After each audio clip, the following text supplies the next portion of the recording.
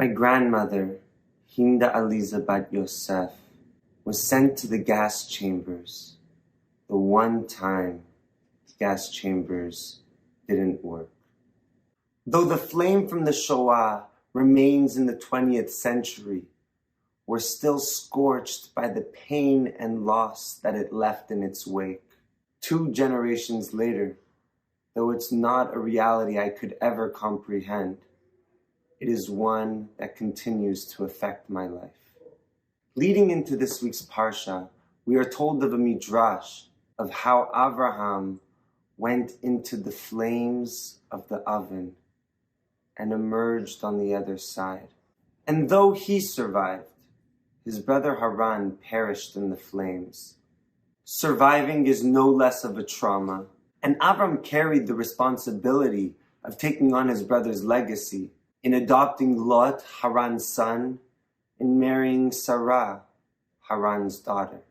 Perhaps this was the catalyst of Abraham's Lekha, much like my grandmother, no longer able to be in the land which held the source of so much of her trauma. And though, just like my grandmother, this cataclysmic event brought him to Eretz Yisrael, the trauma didn't stop with Avraham. In the Akedat Yitzchak, the Pasuk tells us, Vayikach Avraham et atzei ha'ola. Avraham carried the wood of the Ola offering. The Ola offering is meant to consume the Korban entirely, leaving nothing in its trace.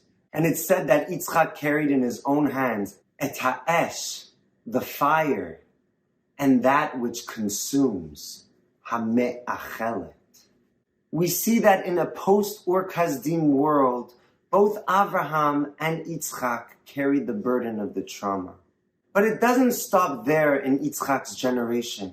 Chazal pulls from Sefer Ovadia the description of Yaakov and Esav as archetypal. In Perek Aleph, Pasuk Yud Chet, it reads, V'haya Beit Yaakov Esh, Ubeit Yosef lehava, Ubeit Esav lekash, V'dalku bahem ve'achlum.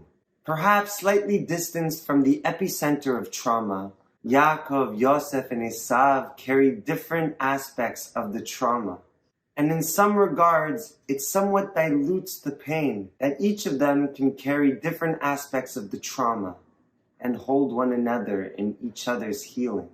But the Pasuk still says that each one of them are consumed by the trauma itself. I am amazed by the life that my grandmother was able to create for herself and our family in spite of the trauma of the Holocaust. Though tattered and bruised and continuing to work through our healing process, the dream never wavered, the people never died. As we remember the souls that were lost in Kristallnacht next week, let us also remember the incredible resilience that it took to not be shattered that night. Am Yisrael Chai. Shabbat Shalom.